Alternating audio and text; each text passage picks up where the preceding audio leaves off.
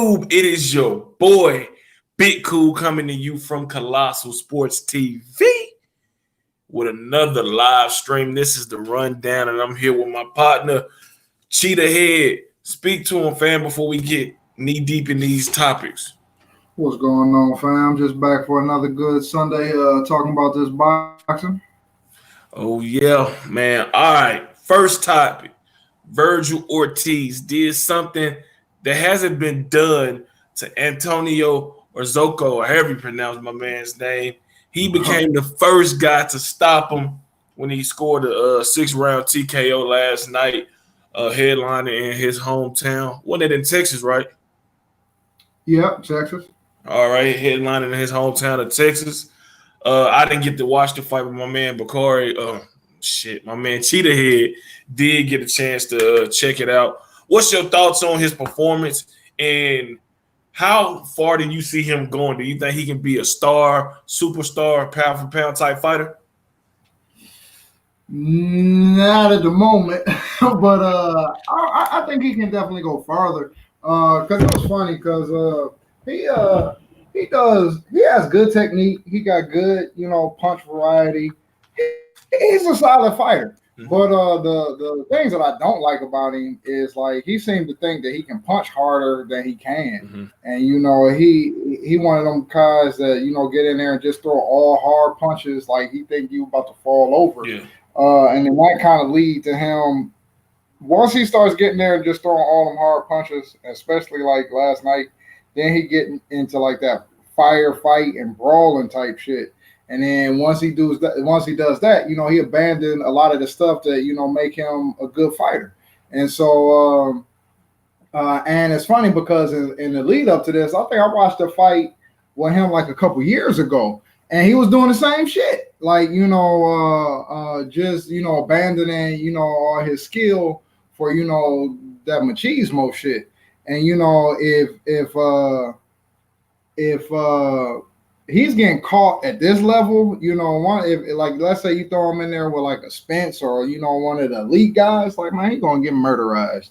But I don't know. I do think he's got some upward potential, but like at the moment, I don't think he's ever gonna lead the pack. I don't see that coming. So you think he, from what you just described, is that he one of those guys? He falls in love with his punching power. He has no finesse. It's all brute strength and swinging for the fences. Yeah, and like and he has technique on it. I mean, even when he's doing that brawl and shit, you can clearly see that he's a skilled fighter. But like I say, I think he just abandons, the boxing for the brawling a little bit too much. Because like last night, and this was driving me crazy, because at certain points in the fight last night, he was like literally muffing up, and then he was like, he wasn't getting pushed to the ropes. Like he was just going to the ropes and like laying on the ropes with his back to the ropes. I was like, what the fuck are you doing? Like he did that a number of times. And just little stuff like that where he's going for this tough man shit instead of like, boxing. And like I say, as his competition goes up, I think that's going to be a bigger and bigger problem.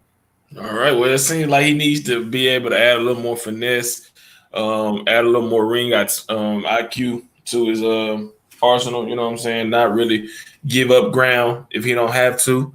And like I say, he's 21 years old, 14-0 with 14 knockouts. There's definitely, there's definitely no need to rush him, no matter what he say, because Golden Boy, with all that drama going on, hell, he could be wound up being the future. You know what I'm saying? If Canelo, take his ball and go somewhere else, as well as Ryan Garcia. So 14 fights in, man. Go ahead. He definitely got potential, though. I mean, he especially with a platform behind him. Again, I ain't trying to shit on him, but like I said, his lack of punching power combined with his, willingness to jump into them brawls, like to me, that spells trouble. But aside from that, like he is a skilled fighter, and like he's fun to watch. Like I like his punch selection. I like his punch variety. Like he's fun to watch, but like I say, I see danger though. Like if he don't, and what you said is I think right on the money. Like IQ, if he up his IQ and you know, and kind of like temper his demeanor in the ring. Like I said, he got a bright future. Well, hey, like I said, we ain't gonna spend too much time on that because we got more important issues to discuss. No disrespect to Vergil Ortiz, you know what I'm saying? But man, Robeisy Ramirez. Hopefully, I'm pronouncing his name right, man. This guy, over 400 amateur fights, a two-time Olympic gold medalist, beat Shakur Stevenson back in 2016 to get to the Olympic final. Dropped the fucking ball in a big way. Went out there and it embarrassed himself. I mean, I thought the way he was fighting, I thought we was watching an amateur fight. You know what I'm saying? Because there was no jab, no footwork, no discipline, no ring IQ, no anything. You know what I'm saying? Like he showed that. Look, he got some oomph in him. You know what I'm saying? You hit him, he gonna hit you back. So he showed that he got a little potential to give you a fire fight. But dude didn't set up anything. And I was like, well, shit, ain't Luis Ortiz from Cuba? Ain't Erislandy Laura from Cuba? You know what I'm saying? Ain't your Dennis Ugas from Cuba? Sullivan Barretta? You know what I'm saying?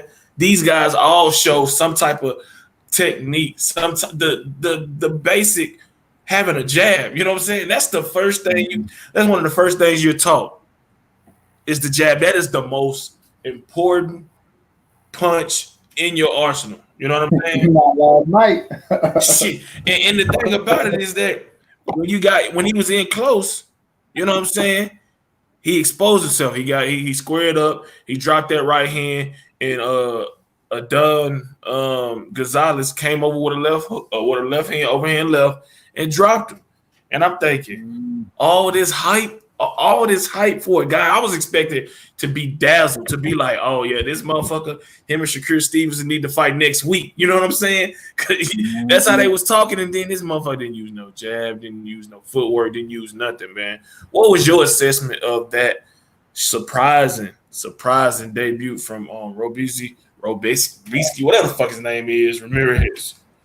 Like you say, he just it really looked like two fresh fighters, you know, fighting each other. It didn't look like, again, had you not heard all of his resume, had you not heard all of his accolades before you saw that fight, if you just cut it on, it would have been like two fresh professionals fighting each other. And that's kind of what it looked like. Now, and I'm not going to really like go on a limb for him, really not at all. But the only kind of bone that I might throw him is almost kind of like Keith Thurman, where one, it is your first fight. You know, you do got all this hype on you. You do feel this pressure to perform, and then dude got that he got that first round knockdown, and so that might have put like, you know, the pressure on him. Like, I got to get that back, and then that got him into like this brawling mode. But again, I can't even give him. I mean, I'll throw that out there, but at the same time, like, again, with no jab, with not showing no kind of polish, for having like over 400 fights, like you got over 400 fights under your belt, like he was looking pretty raw to have his background, man. Yeah, man, and the guy he lost to, shit, let's give him some credit, you know. He was on it too. Yeah, he said, "I'm the done." You know what I'm saying? And look, he's 22 years old, bro. Like he said, "I'm the done." Hey, he went from thanking Jesus Christ to saying, "I'm the done." You know what I'm saying, bro? Like I enjoyed that, man, because shit, you can't take nobody lightly in this sport, man. And this could be something like that could, you know, catapult him to a great career. It happened to Juan Manuel Marquez. It happened to Bernard Hopkins. If I'm not mistaken, I think Nonito Donaire lost in his one of his first 2 or 3 fights. And look where he at, future Hall of Famer. You know what I'm saying? But he gonna have to bring in a new team that can help him adapt himself to the pro style. Because that shit he was doing last night is going to get him fucked up. You know what I'm saying? So he definitely needs a new team. He needs to take accountability for that performance. He didn't win. It was no close. The fight wasn't close. You know what I'm saying? I'm glad it wasn't a robbery. You know what I'm saying? Because that would have set my man. back. The last judge, and I was surprised. The last judge didn't give dude a round. He scored it. It was basically he lost by 5 points, so he lost all 4 rounds and that knockdown. See, I don't agree. I gave him a round. I think I gave him a round. I think I gave him the second round. But my thing is, what do you think about the 4 rounders? Because Tim Bradley said it during the telecast, he's like, that's why I hate 4-round fights. Because if you get dropped, you got to be perfect the remainder of the fight. Do you think they should do away with the 4-round fights and just start off at 6 and up? Shit, don't get dropped. But I don't know, because like you say, honestly, I never really thought about it too much. But because 4-round fights, I've always just thought about it real generically. These are new pros, and the pros are fucking dangerous, and so I'm not too mad. I'm not too mad at the pros, and especially in a situation like last night, because you figure the argument is the argument, but the reason that we were having an argument last night is because the decorated dude got set on his ass. Yeah. So I'm not about to be trying to bend rules for the or change stuff for the decorated dude. Yeah. But I don't have a terrible problem with like 4-round fights and whatnot. Yeah, I don't either. You know what I'm saying? Like you said, don't get dropped. Hell, it ain't even that he got dropped. It's just how he did it. You made a mistake, bro. Like, haven't you been studying these pro fighters for even when you was an amateur? You know what I'm saying? You should know when you get ready to turn pro, you should already be working on shit. You know what I'm saying? As an amateur leading up to your professional debut, keep that chin down, them hands up, and stay, alert and protect yourself at all times. But hopefully this doesn't discourage him, because I believe he got talent. You know what I'm saying? He just need to have a trainer that can bring it out. But the most important thing is he gonna have to show that accountability, and own it, man. So shit. I guess we're gonna go ahead to the next topic, man. I gotta kind of forget what order it is, but I'm assuming it is Andy Ruiz Jr. versus Anthony Joshua 2, set for December 7th in Saudi Arabia, or is it? Is it? Yeah, or is it? Dun dun dun. You know what I'm saying? Because every time I get on Twitter, Andy Ruiz like, yo, Holmes, give me some taco from Taco Bell. Or I want a sneaker, or anything like that. Now that shit came out, it's crickets. You can hear it's chirping like nothing. It's nothing. And now word is coming out that he ain't signing no contract if you ain't gonna double up that money, even though apparently what was in the contract before the first fight is that if you were to be victorious, you would get this $9 million payday, which is good. It's great. But when you talking about going to Saudi Arabia, one of the most dangerous places, shit, I don't blame them. I don't blame them. Shit, if they gonna drop a bomb on me while I'm trying to drop a bomb on you, I need to have my family secure. So I'm gonna need about 20 mil. You know what I'm saying? What's your opinion? You know what, man? Like I say, man, Eddie Hearn and the boys, man. As a journalist, man, I almost hate covering Eddie Hearn stuff because you can't never trust nothing to come out of that camp, man. And they deal in so much fool's gold. But I agree, like this contract. When this is all said and done, I hope somebody leaks this contract. I really want to know what the fuck this contract is, because it's all over the place. Because even with the location, Eddie Hearn swearing that they got full control. But if you ask me, that obviously can't be the truth, or else I really think they would have just G-checked Ruiz by now. I'm like, listen, fat boy, like this is where the fight's at, and this is what you're getting paid. Yep. But it really don't seem to be that way. Or maybe it is, and Andy Ruiz is just posturing. But at the same time, like you say, the Saudi Arabia, that's just goofy. And just being the fact that Eddie Hearn is involved, it just seems like that's a deal that he made for himself. And I think at the end of the day, he's probably going to have get the most money out of it. And especially if they got some big dumb offer, because I heard they was floating or something around like 90 million or something like that. And so he gonna get the biggest chunk of that, like he probably did with the DAZN deal, and not Anthony Joshua. But and it don't, to me, that don't benefit his fighter, because again, as I'll be notorious for, I'm a mental guy, and really at the moment, AJ ain't proved to me that he can win outside of the UK. Mm-hmm. And so if they had fought in America, I would have thought he was going to lose off GP. And if they fight in Saudi Arabia, it ain't the UK, and so I think he's going to lose off GP.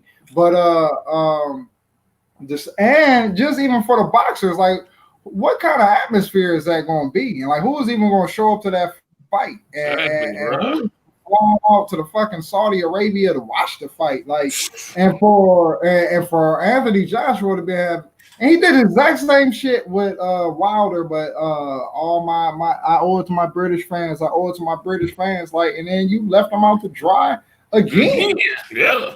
And the American fans. And so it's just like other than it seems like Eddie Hearn getting paid, it seems like a goofy kind of move. And like you say, beyond just money and politics, how the fuck safe is it going to be? And who the fuck knows what's going on over there? I don't know. This really came out of left field. And even when I saw the reports that Saudi Arabia was the leading candidate, I didn't really take it too serious, because it just seemed like too far-fetched. Yeah, this mystery X shit, like whatever, y'all just saying shit now. But Eddie Hearn won his bag, so I can believe that. And so I don't know, it's just weird. I truly hope it don't end up there. And if it does, like you say, I hope Andy Ruiz get his bag, because if they try to keep him pent down to 9 and he got to watch 80 potentially plus more $1 million just get ate up by the other side, that shit ain't cool. And he the champ, and he whooped your ass. Like, he ain't just squeaky by. He went no robbery or nothing. Shit, you know what I'm saying? It was like, nigga, he dropped you 4 times, bro. You pretty much ultimately quit, dog. You know what I'm saying? And the thing about it is, like, even the danger part, bro. Like, I'm not going over to the Middle East. Y'all can pay for me to go over that fight. I ain't covering that bitch, bro. Like, it's open season on Americans, dog. You see what happened over there in the Dominican Republic? You know what I'm saying? It's like, man, it's open season on us. It don't matter if look, anything with American behind it, your ass is up for grabs, nigga. You know what I'm saying? And go to Saudi Arabia. It's gonna be, I don't know how the weather is in December up there. They talking about building a outside, venue for it. But if I'm him, I'm like, I'm not going to that fight. Look, I'm not fighting over there. You know what I'm saying? I'll fight anywhere but Saudi Arabia. It's too dangerous. I mean, who gonna really travel to fucking see that fight? You gonna see a bunch of motherfuckers from the Middle East. Some sheiks and shit. Yeah, that's what I'm saying. Motherfuckers got money on it. You know what I'm saying? So shit, whose best interest is it to have Anthony Joshua win? You know what I'm saying? Them questions you gotta ask your shit. This when shit get murky. You know what I'm saying? It's like, all right, look, I'm cool on that shit. I'm not going to a Muslim country, and not that I hate Muslims. You know what I'm saying? Nothing like that, but just that shit. They radical over there, bro. They are about that life. You know what I'm saying? So that's like I might kick it with you, but I ain't coming into like the middle of the Crip area when I know it's a Crip war going on right now. Like, we ain't that cool. Hell no, nigga. We definitely not that cool. You know what I'm saying? So it's like, look, bro. Hey, air dap or something, because I can't do it. I can't risk my family, and because he's gonna probably take his kids, his wife, his dad, and everybody. It's like, come on, Eddie Hearn, bro. Like that shit that's just ridiculous. You know what I'm saying? Just I don't know what to say about that, bro. I don't know where this one came from, man. This one is really out of left field, man. Yeah, Eddie Hearn on that full of dude. Any damn thing, man. You just don't know, man. And it's all self-serving, man. That's an interesting dude, man. That's definitely an interesting dude, Eddie Hearn. Yeah, I don't trust this. I don't trust that motherfucker.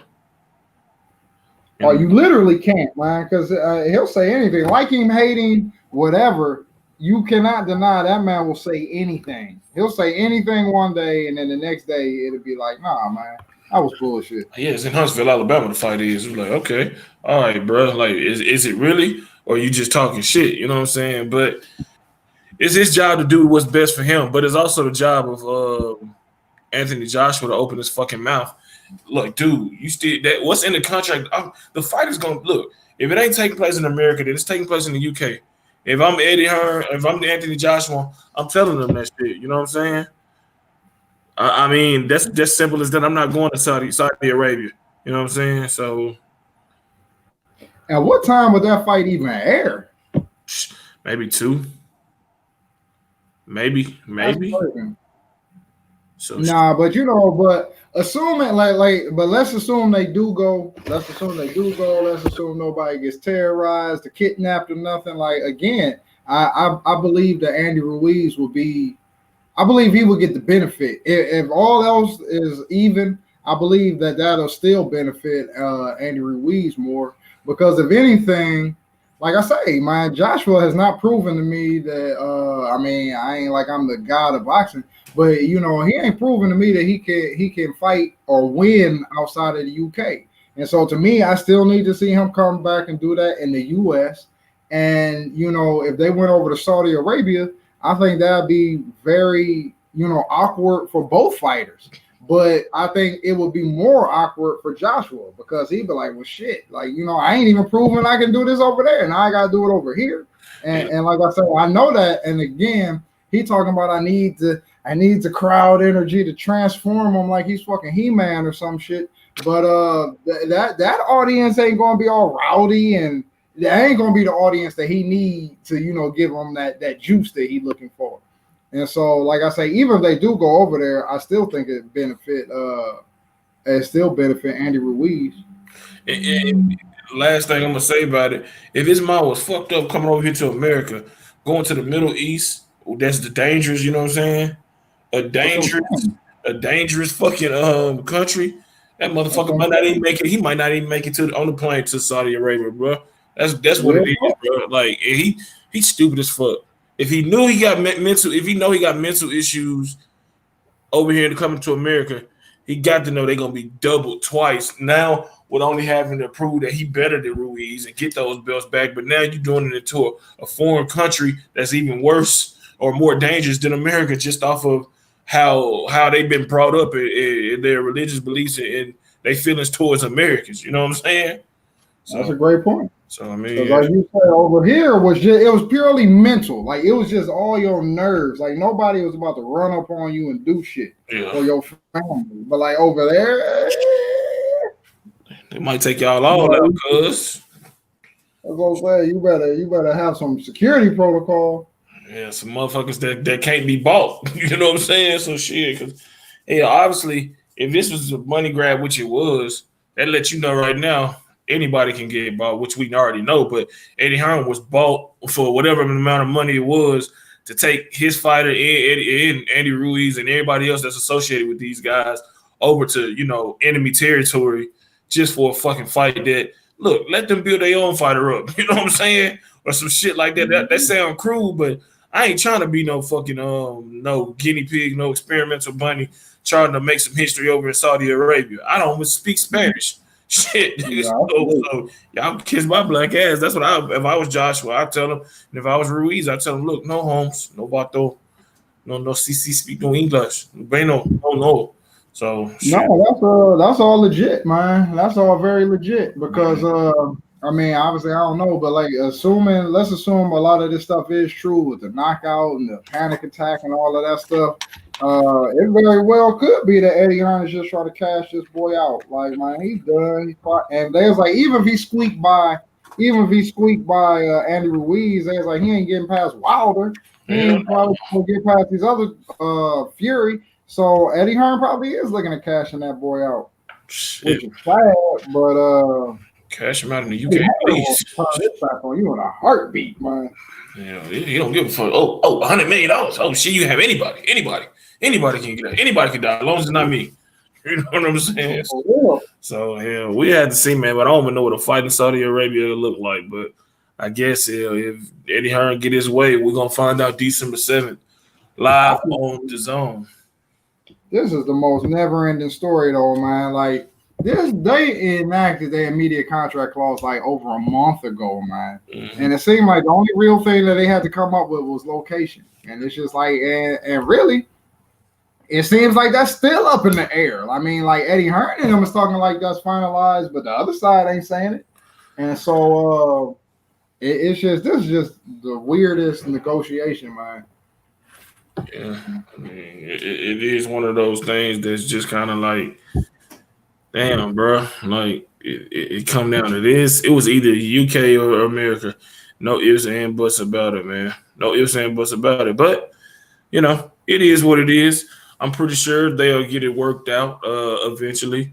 You know, Andy Ruiz get extra 5-6 million added to it, and then the fight will be over there. If not, then he got Al Heyman, Harvard grad, in his own corner, so they can figure shit out. All right, man. The next topic: Regis Prograis has withdrawn from the World Boxing Super Series final that was scheduled for October 5th, allegedly. Excuse me. Where he would have been taking on Josh Taylor in a unification bout. Likely in the UK. They say he withdrew because they was fucking with his money. They wasn't paying his money, or they wasn't paying it on time, and broken promises. He was supposed to fight 3 times a year. That was written in the contract, and now he out there, motherfucker. What's your thoughts on this, man? Because this is not the first time we did heard money issues. Because Ivan Barnachek, prior to him fighting Josh Taylor, said that I'm about to bounce. You know what I'm saying? I need my money. I'm ready for a fight date. What's up, man? Y'all holding up my career, and I signed into this tournament to actually be active and have a chance to have some big fights. So, what's your thoughts on this, man? Do you think it can be resolved and we can get this fight that I know a lot of people want to see, myself included? You know what? I haven't done too much super detective work on it, but if what I heard is true, like I'm not mad at him getting out of that because, again, from my understanding, this is not the first time that they've had issues with the money, and Regis was vocal about, hey man, get my paper right, and then from what I heard this time. They had missed. They were supposed to, put some money in his pocket, and they missed some payment dates. And then not only had they missed some payment dates, they basically want to redo the contract. And so I mean, you just put yourself in that situation.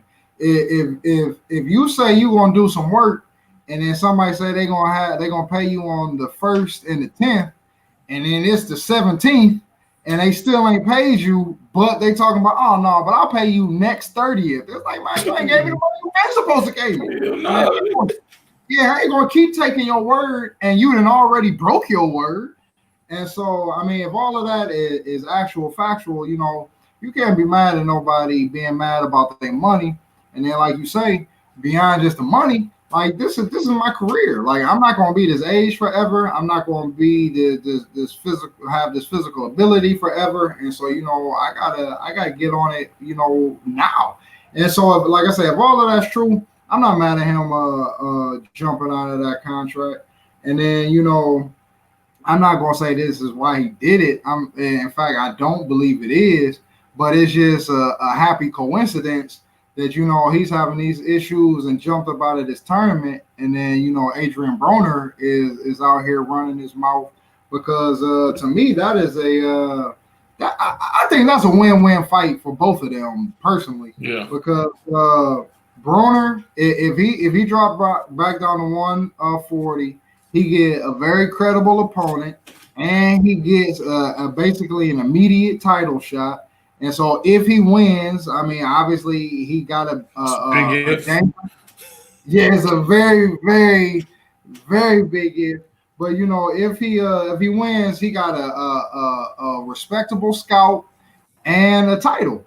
And so, and then for Prograis, if he beats Broner, I think that's going to be a big payday, probably one of his biggest paydays. Mm-hmm. And then at least in my perspective, Broner is more well known than Prograis. And so, that he'll get a payday and he gets a notoriety fight. And so then, after that fight, I think, his stock and, his name value will go up, especially if he dominates or even, stops Broner. Because again, man, people crack on Broner and he's earned getting cracked on, but he's not necessarily no trash fighter. Like nobody has really just completely dominated him. Because even the Maidana fight, he had his moments. Even after he was getting mucked up, he still had his moments. Mm-hmm. And so ain't nobody really dominating. In fact, going back, I always thought it was kind of shady that Floyd jumped in there and stole that fight from me. Well, I say stole, but they had that fight, and then Broner was like, I want an immediate rematch. And then that's when Mayweather jumped in there and just kind of took it. And to me, he kind of stole his thunder. But ain't nobody really just dogged AB like that. And so if Regis could dog him or dominate him completely for 12 rounds, like I say, that's another major feather in his cap. And so, that's just basically my thoughts on it. Man, like you said, I mean, he hadn't been dogged, but Prograis dogged him at this point because Broner ain't committed. You know what I'm saying? He ain't never really been disciplined, but he talking all that shit. I would love to see Broner actually prove me wrong. Let your fucking hands go. And if you can get Broner to let his hands go, we'd probably be stunned with what the outcome would be. If you'd have let his hands go against Mikey Garcia, he could have stopped Mikey, or at least would have been a competitive fight.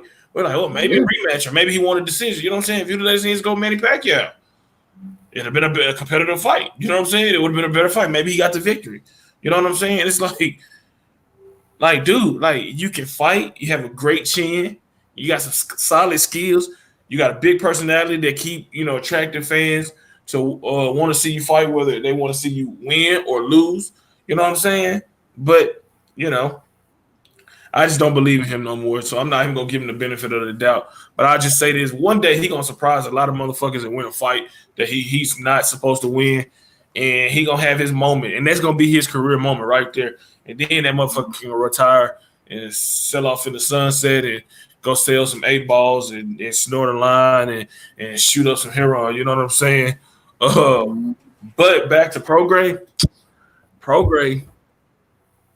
Shoot some lines. Oh shit. Well, shit. Apparently that's what he was talking about doing. But Prograis, man, I want. Give me like 30 seconds. I'm gonna walk off in like 30 seconds. I'll be right back, man. Oh yeah, you good. Just mute yourself. All right. But Prograis just. I hope they can have this shit resolved. I really do, because I want to see him and Josh Taylor fight so bad, man. Both of these guys, in my opinion, are the top 2 guys at 140, with respects to Jose Ramirez, who is definitely a guy that could give them a run for their money and potentially beat them. But the WBSS, man, Sutherland and all them, they had to know that if they shit wasn't in order from the moment this ideal was constructed, contracts was typed up and sent out and signed, that this was going to be the outcome. You know what I'm saying? You can't be playing with people's careers. You know what I'm saying? Like my man Cheetah Head said, Regis Prograis is 30 years old. He's not going to be 30 forever. So he's trying to fight 2-3 times a year. He wants his money on time when you said it was going to be delivered, and he can go on about his business and y'all can go on about your business. But keep pulling these stunts is only making it's gonna only make fighters in the future pause when you approach them like, hey man, you want to be in this WBSS tournament, such and such division? Like, yeah, man, but ain't you the one that kind of fucked over Regis Prograis and had Ivan Barnachek threatening litigation against you? You know what I'm saying? Because the money was looking funny or it wasn't sent when it was supposed to. So, I mean, this is a bad precedent that Sutherland and all the powers that be over at the World Boxing Super Series is setting, man. And you don't play with nobody money. You know what I'm saying? Money, you don't play with nobody money and time. You know what I'm saying? Because you can't get neither one of those. I mean, you can get money back, but you can't get it back in terms of for what you're trying to do. You gotta reset. You know what I'm saying? And in time, you never get that shit back. So if a motherfucker is taking 2.5 months, 3 months away from his family, his kids, and his woman, you know what I'm saying? You know what kind of frustration that shit is. You know what I'm saying? That's a lot of built up frustration that he gotta, that he had to, go through just to find out. Oh man, fight ain't gonna happen just because you ain't paying him. So that is a very, very, very bad precedent that the people over at the WBSS is setting. And hopefully they can have a resolution because apparently they ready to go to court. But if you know you're doing wrong, man, just pay them people their money. And like you supposed to have this money, man. It ain't like y'all up and coming motherfucker boxing entity. You know what I'm saying? Like Kale Sutherland, promoted fucking Marco Huck, Arthur Abraham, and some of these other guys that used to be in the Super 6 tournament back in the day. You know what I'm saying? Like, dude, you got the money. So just pay these motherfuckers their money and be on about your business, man. But we here at 3kingsboxing.com. We're definitely gonna continue to monitor this situation closely, and hopefully we have a reversal in that Regis Prograis is paid his money, and that we can have the fight take place probably not in October because I'm pretty sure he's trains year round, but he got to get back mentally into it. So maybe November's we get the fight. If not, we can get him versus Adrien Shitwater Broner. You know what I'm saying? So, shit, man. We gonna move on to another topic, man. One that my man Cheetah Head, he did an article on this, man, and I know he got he's fond of J-Rock, man, and Stephen Breadman Edwards. We both fond of J-Rock, but Stephen Breadman Edwards has high, lofty expectations, or at least a lofty plan with the direction of his fighter in the terms of a 3 to 4 fight plan to get him on what platform, Cheetah Head, he trying to get him on? On that pay-per-view. Cha-ching! So, man, what 3 or 4 fights do you see that will get this guy, Julian J-Rock Williams, the unified junior middleweight champion, to pay-per-view by 2021? I don't know. You know what? The only fight that I did see, because I don't know what fight or fights Redman is talking about, but I remember he was on Black Fight Fan, and then they were just tossing different type of fights around, and so then Breadman he offered up, what about Errol Spence versus Julian Williams, and then he was like, that'd be a unified junior middleweight versus a unified welterweight, and then they was like, we can even do that down in Texas, and so like that fight right there, like I said, I can see people paying money for that, especially if they put some good promotion behind it, but overall, I don't know. Like it's just a weird day and time. And one thing that I say that I really like is I really think boxing is cutting a corner. And so in terms of viewership and getting new fans and fans who ain't paid attention to it in a while. And so again, if you get Fox and all of these network channels still having all of this good buzz and still maintaining all of these good ratings, like I say, I do think, again, pay-per-view star, I don't know, but it's just like I do see. I don't think it's outrageous to believe that Julian Williams could be like a big something, because he does have an enjoyable style. And again, just look at this year. Let's assume him and Jared Hearn fight without a hiccup, and let's assume that it is either as good or better than the first fight. Then that's 2 fucking fights in 1 year where he's in a fight of the year candidate.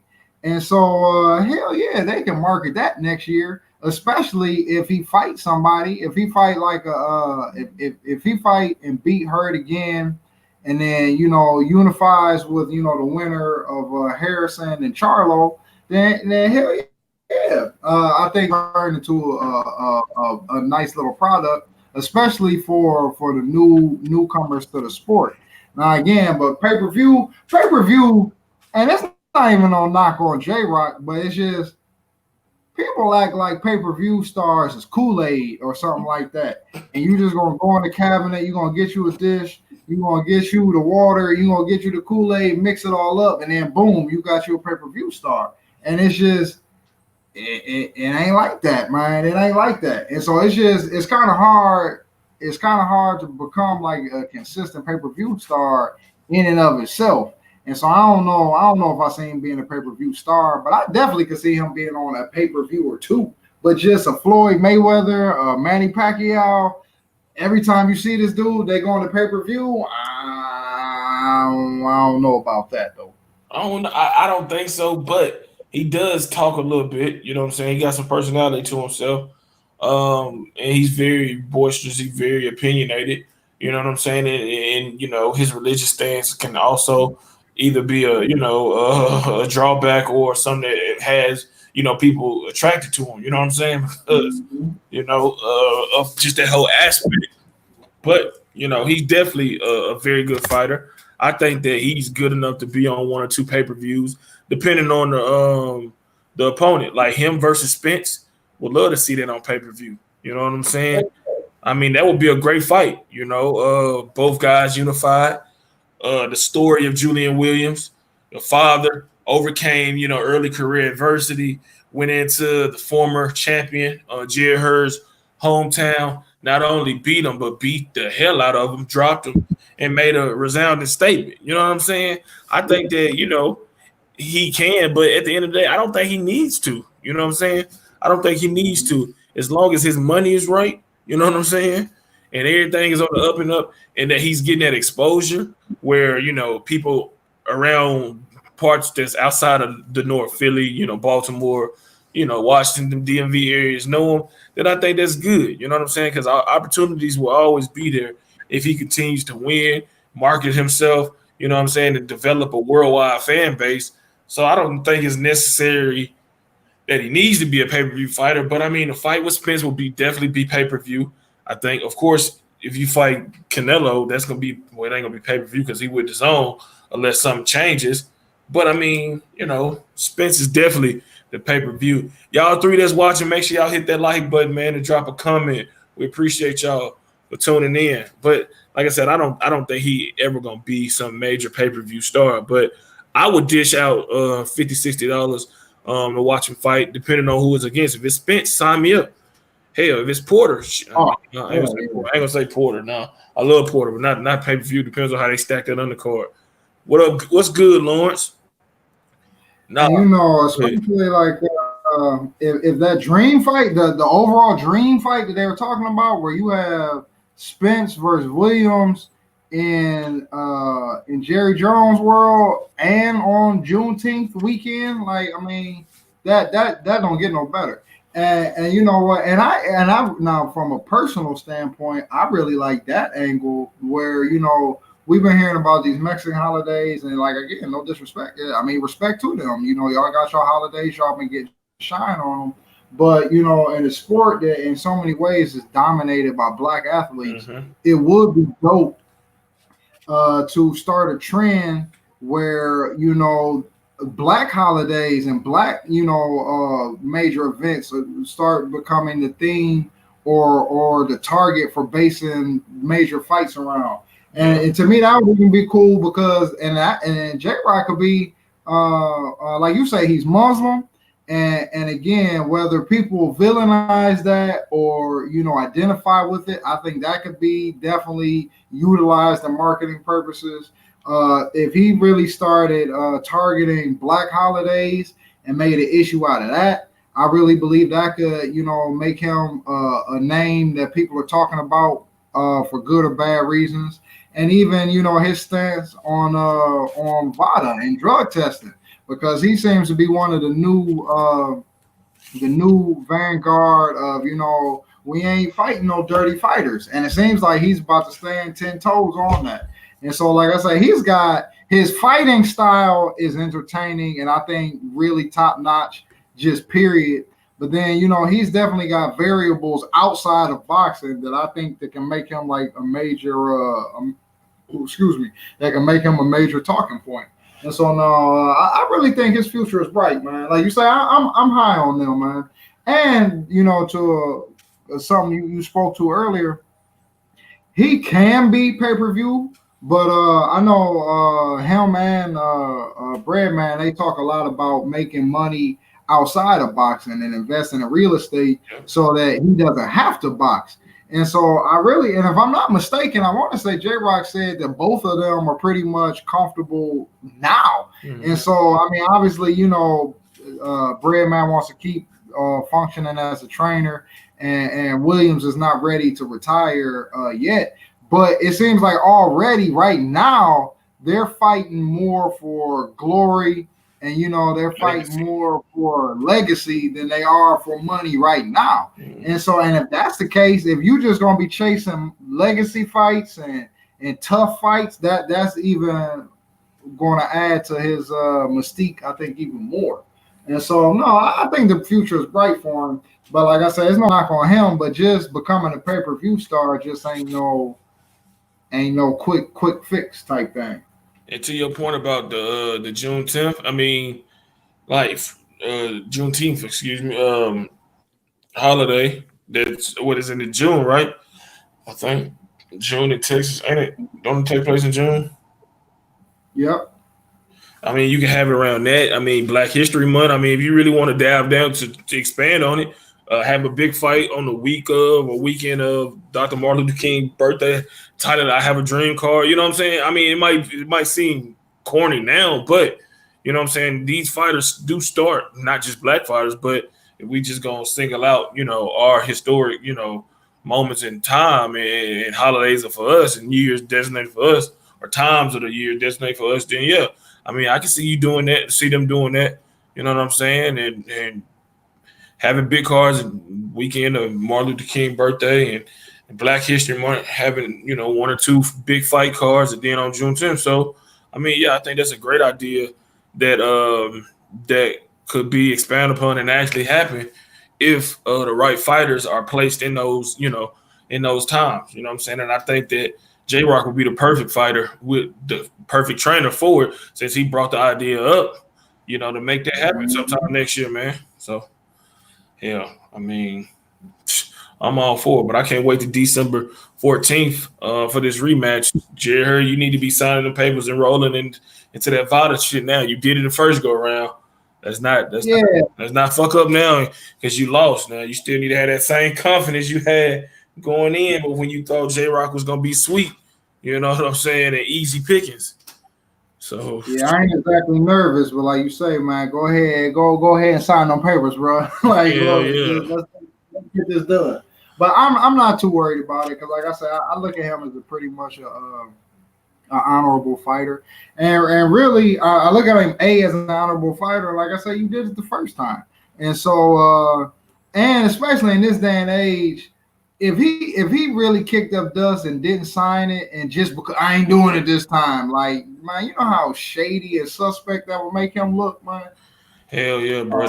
He'll look highly, highly questionable, and motherfuckers would be looking at him like, dog, what the hell? You know what I'm saying? But I mean, when you lose that, he wasn't expecting to lose, you know what I'm saying? So that could be in his mind. That could be in his mind like, oh, shit. I mean, fuck, can I really beat this guy? Because he know he limited. You know what I'm saying? He know what he can and can't do.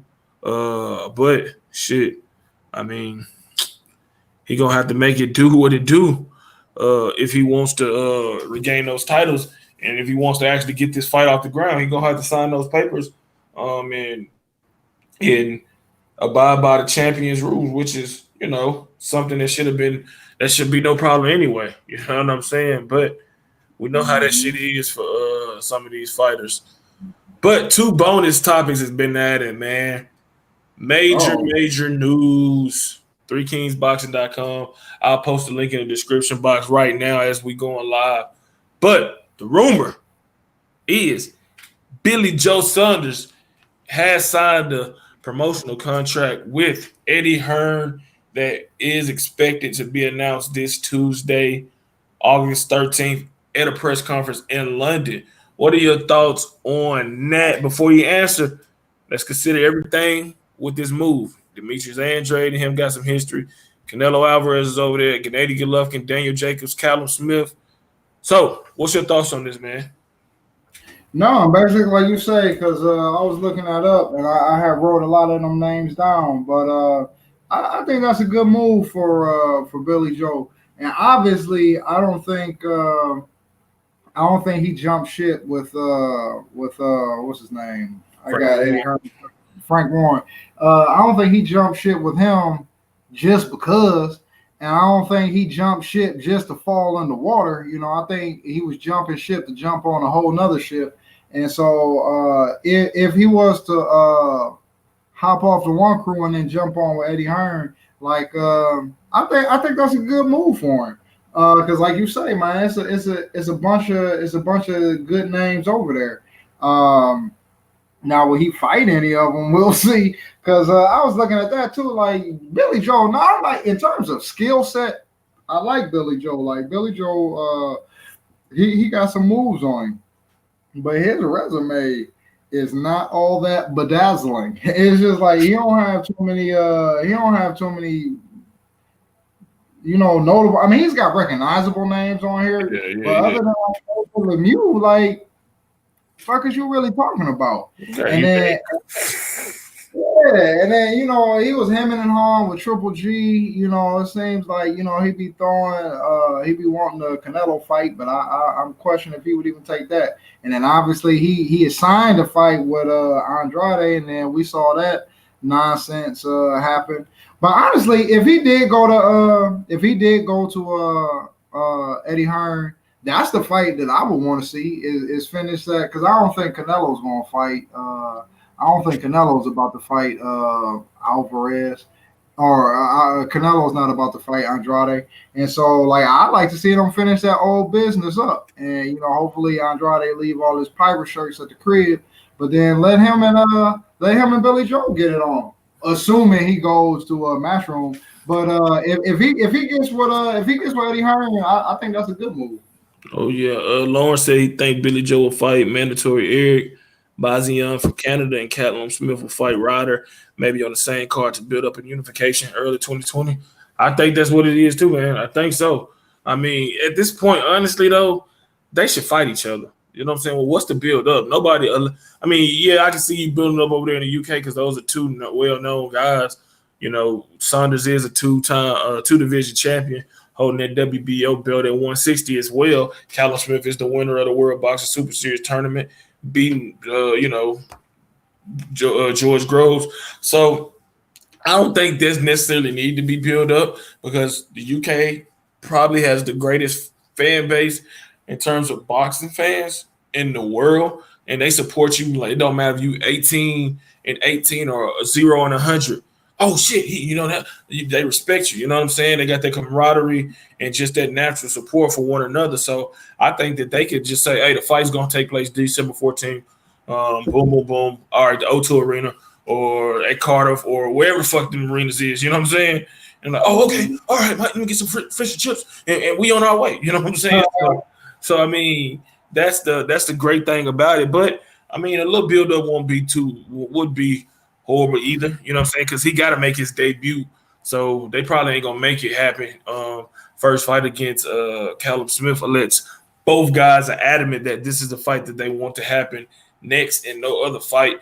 And that's what I wish fighters would be like more. It's like, look, man, I'm active, I'm ready. If you ain't ready, you ain't gonna never be ready. You know what I'm saying? So we have to see, man, what comes of this expected announcement. Like I said, it's rumor mill, but it's really strong indications that Billy Joe Saunders has signed a multi-fight deal with Eddie Hearn in Matchroom Boxing. The last topic about to take us home, man. Last topic of this show.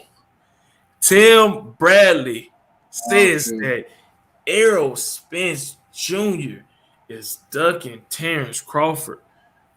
and he was adamant, man. I was on YouTube scrolling, and I came across the interview he was doing with Fight Hype, so I decided to click on it, and boy, he was on one. I'm gonna read the quote. TC, Errol Spence, the two best guys. I don't think we ever get to see fight. I really don't. It's terrible. We should. You guys should fight. You know what I'm saying? The economics of boxing is just the way it is, I guess. It freaking sucks. I want to see these guys get it on. Stop saying you're number one. Stop saying you're this. You fight Terrence Crawford. You fight Errol Spence. I know Terrence wants to fight, but Errol ain't saying nothing. Come on. Terrence has been out and boisterous saying, I want this fight, but they're not answering their phones. They don't want to do business. I don't know what else to say. He further on really went at Errol Spencer saying this. When asked about if he was ducking or not, he said this. Yeah, he's ducking him. Absolutely, he's ducking him. Yeah, y'all take that. He's ducking Terrence Crawford. He doesn't want to fight Terrence Crawford.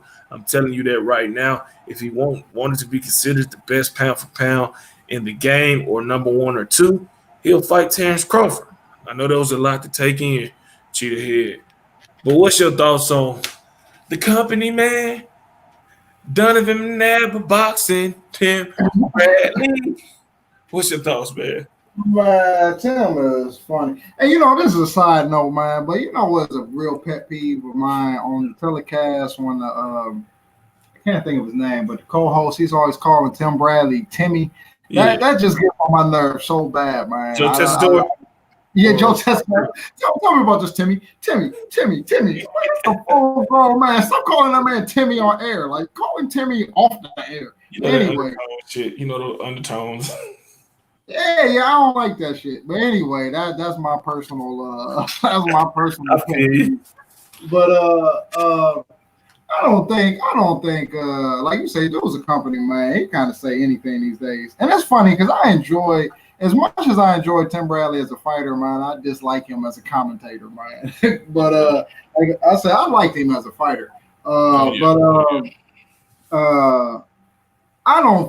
personally don't feel that Errol Spence is ducking Terrence Crawford. And for me, and this is another pet peeve of mine, because I hate when people say fighters aren't scared of other fighters. We're all fighters. I'm like, so when you became a fighter, you just emptied your body of the emotion of fear? Like so soldiers nobody in a combat situation feel fear. Like, to me, that shit is kind of like nonsense. But all said to say, I do feel that fighters are, I'm not saying they shaking in their boots, got a little bit of piss coming down their legs, scared. But when you think, can I beat him? In your own mind is like, probably not. That motherfucker might, cut the lights out on my party, and I'm scared of that happening. And so, like, I do believe the fighters feel that. And so I don't believe it goes either way. I don't believe that Terrence Crawford is afraid of Spence. I don't believe that Spence is afraid of Crawford. And I really believe it is what they've been saying it is that, one, I don't believe Spence believes he's going to be at welterweight, a whole gobs amount of time. And so I think he wants to maximize his time there. And again, Sean Porter is on his quote-unquote side of the street. He's got a belt. He's a respectable, name. And if he can beat him, or it's almost like the Adrien Broner shit.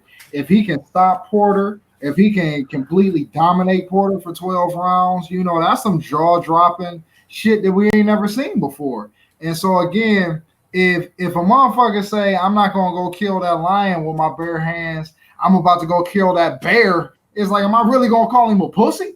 And so it's just like you trading one monster for another monster. And again, once he assuming he beats Sean, if he gets that belt, and then he has more clout and more bargaining power going into a Crawford negotiation, I think that's a big part of what he's doing as well. And I don't believe if barring freak accident, barring one of these dudes just lose, or barring somebody gets hurt or something crazy, I see this fight happening. And so we want Spence and Crawford to fight when they still got that But I see the fight happening, and so no, I don't agree that he's ducking him. And of course, as the fans, that's the fight that we want next. But again, at the same time, with all of this doping shit going around, what as dangerous as the sport is, with all these fighters dropping dead and shit, like you can't be mad at somebody trying to maximize, their business deals and their years in the sport. And so, and again, Spence versus Sean Porter to me is not no, oh, you a bitch. You just fighting Sean Porter. Like Sean Porter is a motherfucking monster. And if anything, in terms of like them freak type accidents, that's the type of shit that'll happen with Sean Porter is you being punched on the top of the head and get your hand broke, or that wild motherfucker gave you a 4-inch gash on your eye that you're gonna have to live with for the rest of your career. Like this is whether he wins it or not, is dangerous in every sense of the way that danger can be. And so no, I don't think he ducking. Yeah, and I agree. And I don't think they are fearful of one another, but the fear of, you know what I'm saying, you kind of lose, like you get that feeling. It's like with anything, it's like experiences, new experiences of shit. You're like, damn, you get that feeling in the stomach, like, fuck, man. Whew, this gonna be tough as hell. You know what I'm saying? But to say they fear each other or one of them ducking each other, no, because Terrence Crawford, and I'm gonna do a video after this. Terrence Crawford said that, like on Twitter, he was answering fans' questions, saying somebody said, "Do you feel like Spencer's ducking you?" He said, "No, they know what's up, man. Al Heyman know what's up. Bob Aaron know what's up. Errol Spence know what's up. Terrence Crawford know what's up. They trying to get this shit a little more momentum, a little more anticipation, and then boom, breaking news from ThreeKingsBoxing.com is gonna be Errol Spence, Terrence Crawford has reached an agreement to fight in 2020, blase, for the right to be the undisputed welterweight champion. So it ain't no need to panic. Yes, I want the fight right now. You know what I'm saying? Even over this Sean Porter fight. But these guys got to do what's best for their legacy. And to Errol Spence, he's trying to create more revenue for himself. And the way you do that is you unify, your titles. Then you try to unify the whole division. You market yourself. You try to, you know what I'm saying? You try to do that because at the end of the day, this is the hurt business. And all it takes, like my man Cheetah Head said, people dropping left and right, dead or comatose, getting popped for, performance enhancing drugs. I mean, or you suffering fucking catastrophic injuries.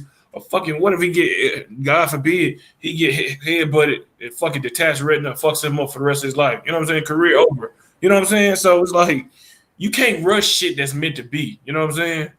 I mean, if it's meant to be, it's going to happen. And if it's not, guess what? It ain't going to happen. You can't cry with spilled milk. You can only fight the fights that's presented to you at that time. And then, hey, if it's in your life story for that shit to happen, then guess what? You're going to have that fight, and whether you win or lose is not up for discussion. It's that the fight actually happens. So just got to continue to be patient and just know that this ain't going to be like Pacquiao Mayweather, where we talking about this shit in 2022, 2023. You know what I'm saying? Next year, if the latest I put it out to is 2021. But come on now, do Errol Spence really want to go through that? Because if I'm a big Errol Spence fan, but have you seen him in between fights? The motherfucker he liked to enjoy himself. Yeah. He liked to eat. He liked to drink a little bit. So the older he get, he know the harder it's going to be, especially if he's trying to make 147 into his 30s. You know what I'm saying? So trust and believe. Next year will be him, well, at least his swan soon at the welterweight division. I don't know about Terrence Crawford. I don't know if he can handle 154. But trust and believe, Errol Spence is not about to kill himself to make 147 with the likes of Jairus Ennis, Vergil Ortiz, and all these other up-and-coming welterweight prospects. His time is coming to an end at 147 in 2 or 3 more fights. So we got to be patient. We got to let these guys handle their respective business. And then next year in 2020, ThreeKingsBoxing.com will break the news that the fight is a done deal. Yeah, I agree. I agree 100%. Like, obviously, this year is a wrap, but I really see it like third, fourth quarter next year. I see them fighting because, like you say, who else is there really out here to fight like that? And who else is there out there really to fight like that? If your real mission is like unification, I'll be curious to see, what Manny Pacquiao do next. But and is you fighting the scale. And I agree with you. Like this dude, he's got discipline, but he's like, man, I ain't about to just suffer so much just to keep making this weight when I can just go up and weight and keep making money and keep making good fights. And so and I believe that, I don't believe it's hype. I believe that Spence and Crawford to the bone, they like, I'm a competitor and I believe that I'm the best. And I truly do not believe that Spence will be happy with himself with his Michael Jackson. I don't think he'd be happy with the man in the mirror if that motherfucker left 147 and had not fought, Terrence Crawford for no good reason. Mm-hmm. And so, like I say, or I should say, so I co-sign. I really think that they'll fight, third, fourth quarter of next year. And that's not murder, man. That's not murder because, like you said, they building a fight. And again, boxing is so hot right now, man. It is so many good fights, man. That time is gonna fucking fly.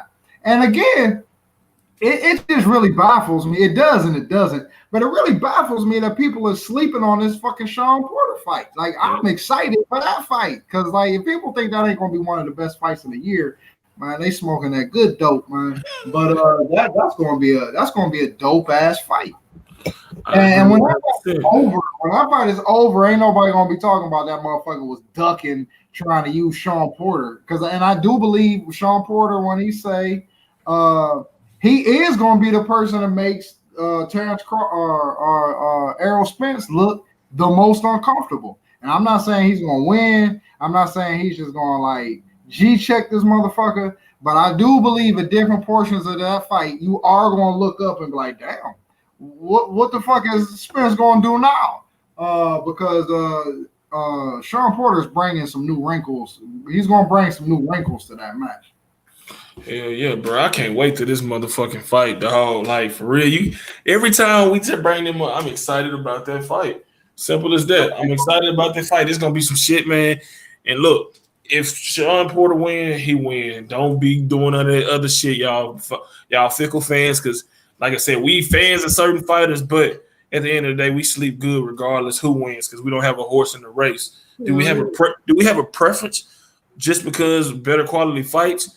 And whatever, of course. But at the end of the day, our job is to be unbiased, objective, and fair, which we do a great job at.